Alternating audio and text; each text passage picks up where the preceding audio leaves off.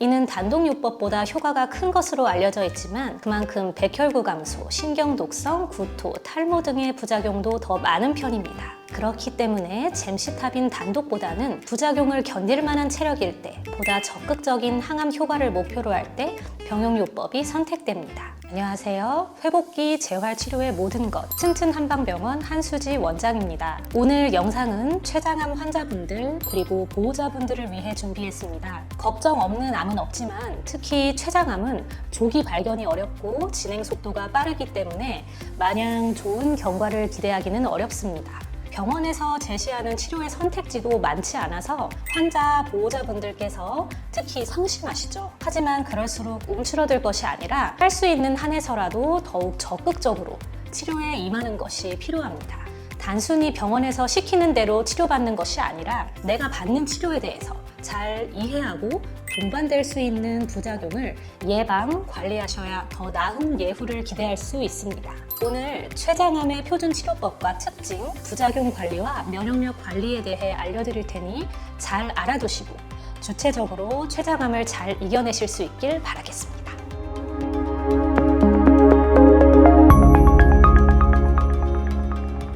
췌장암의 치료 방법과 특징에 대해서 알려주세요.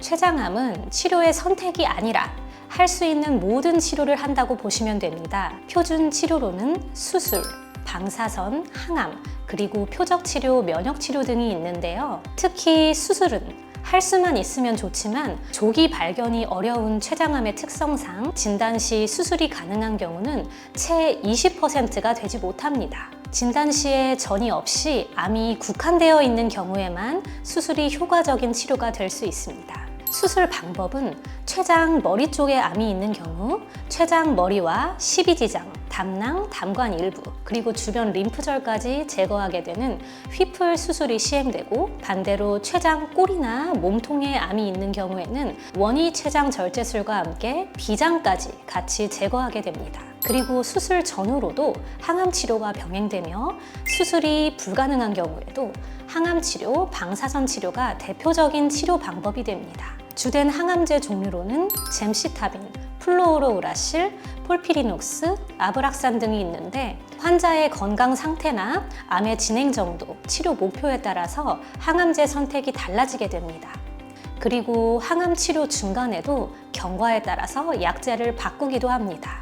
대표적으로는 잼시타빈 약제 단독으로 3주간 주 1회씩 연속 투여 후 1주 휴식하는 4주 과정을 한 사이클로 총 6사이클 정도 진행하는 잼시타빈 단독요법이 있습니다.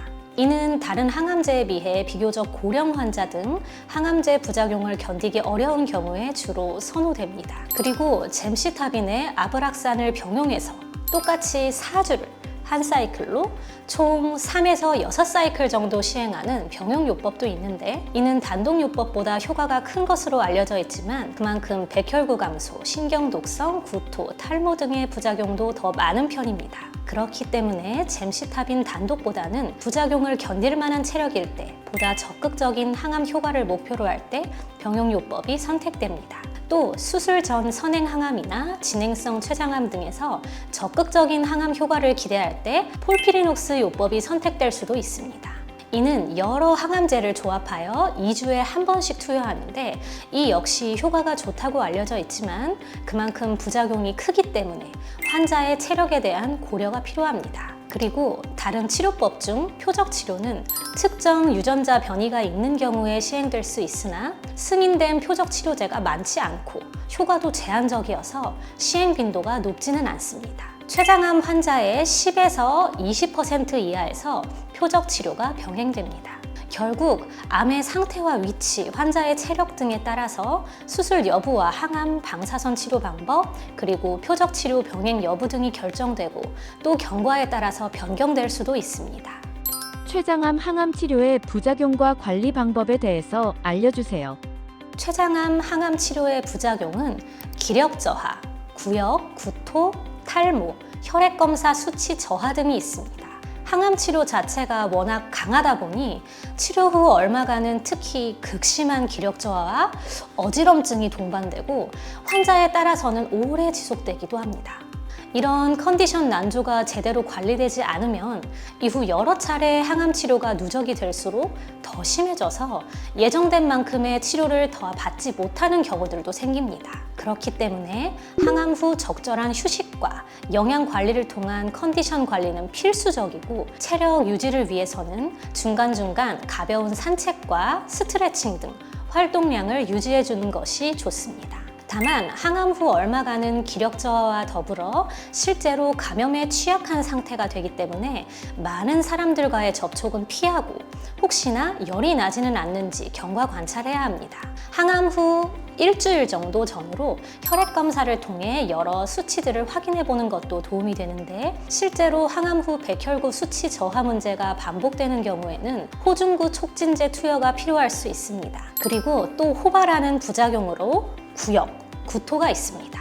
기본적으로 병원에서 스테로이드제와 함께 항구토제를 처방해주는 경우가 많은데, 꾸준히 복약하면서 섭취를 유지할 수 있게 관리해야 합니다. 구역, 구토로 음식을 넘기기가 힘들더라도 극소량씩이라도 자주 섭취해보는 것이 필요하고, 음식 냄새에 민감해질 수 있기 때문에 냄새가 적고 자극적이지 않은 음식이 도움이 됩니다. 특히 개인마다 유독 잘 먹히는 음식이 다를 수 있기 때문에 다양한 시도를 해보고, 음식의 온도에 있어서도 내게 맞는 적절한 온도를 찾아보는 것이 필요합니다. 그럼에도 불구하고 섭취가 어렵고 식사량이 급감하는 경우에는 영양 공급을 위한 음료 섭취나 수액 처방이 도움이 될 수 있습니다. 그리고 항암제가 정상세포들에도 영향을 미치면서 구내염, 탈모, 손발 저림 등의 부작용도 발생합니다. 이는 예방하기는 어렵더라도 구내염에 하루 2-3번 가글을 해주는 등 증상이 심화되지 않도록 관리해야 하며, 특히 탈모는 심리적으로 스트레스가 클 수 있기 때문에 스트레스 관리가 중요합니다. 탈모는 일시적인 부분이며 항암이 끝나면 머리카락도 다 다시 회복됩니다. 그리고 손발이 시리고 말초 신경병증 등의 경우에도 어쩔 수 없이 항암이 지속되는 동안에는 호전과 악화가 반복될 수 있는데, 대부분은 항암이 끝나면 점차 좋아집니다. 항암 중에는 손발을 차갑지 않게 해주는 것이 그래도 증상 호전에 도움이 될 수 있습니다. 췌장암에 도움이 되는 다른 치료 선택지도 있나요? 앞서 췌장암의 표준 치료와 그에 따른 부작용 관리에 대해서 말씀드렸는데요. 췌장암은 다른 암들에 비해 표준 치료의 제한이 큰 편입니다. 말씀드렸듯이 수술이 가능한 경우도 많지 않고, 표적 치료 등 개발된 대안적 치료도 많지 않은데, 항암 치료의 효과도 다른 암종에 비해서는 반응률이 낮은 편입니다. 항암 치료에도 불구하고 암이 진행하는 경우가 많고, 전이와 재발이 빈발해서 항암을 진행해도 기대되는 수명 연장이 약 6개월에서 채 1년이 되지 못합니다. 항암제의 부작용도 다 감수해가며 치료받는데, 노력에 비해 치료 효과가 만족스럽지 못한 실정입니다. 그렇기 때문에 더 이상 표준 치료가 불가능한 환자분들, 또는 표준 치료를 진행하면서도 많이 힘들어하시는 많은 환자분들, 보호자분들께서 보완적으로 도움이 될 수 있는 치료들을 찾으십니다.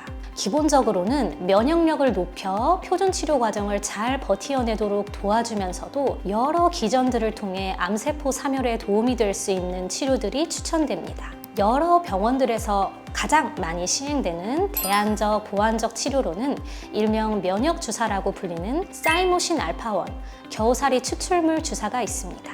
이런 성분들은 앞서 말씀드린 대로 체내에서 면역력 향상과 더불어 면역 기전 활성화를 통한 비정상세포 사멸 촉진 효과를 기대하게 됩니다.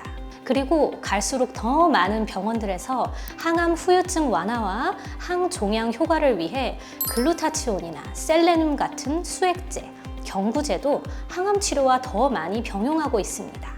특히 췌장암에 있어서는 췌장암의 발병 기전에 만성 염증이 관여하는 것으로 알려져 있기 때문에 항염증, 항산화 관리가 더욱 도움이 될 수 있습니다. 그리고 고용량 비타민C 요법도 췌장암의 항암 치료와 많이 병행됩니다. 비타민C의 경우 정맥 주사를 통해 혈중 고농도의 비타민C를 투여하면 암세포 독성 효과를 내는 것으로 알려져 있습니다. 단, 이런 치료들은 환자마다 표준 치료가 진행 중인가 아닌가, 혹은 어떤 표준 치료가 진행 중이며 섭취 등 기타 영양 상태나 부작용들은 어떠한가 등에 따라서 치료 계획이 달라질 수 있기 때문에 필요하신 경우 해당 치료 등이 시행 가능한 병원에 문의하셔서 진료 받아보시기를 추천드립니다. 제가 오늘 영상에서 췌장암의 표준 치료와 부작용 관리, 그리고 추가적으로 도움이 될 수 있는 대안들에 대해서 말씀드렸는데요. 도움이 되셨길 바라며 추가로 궁금하신 내용이 있으시다면 댓글에 남겨주시면 또 영상으로 준비해서 돌아오겠습니다. 오늘도 시청해주셔서 감사합니다. 유익하셨다면 좋아요, 구독 부탁드려요.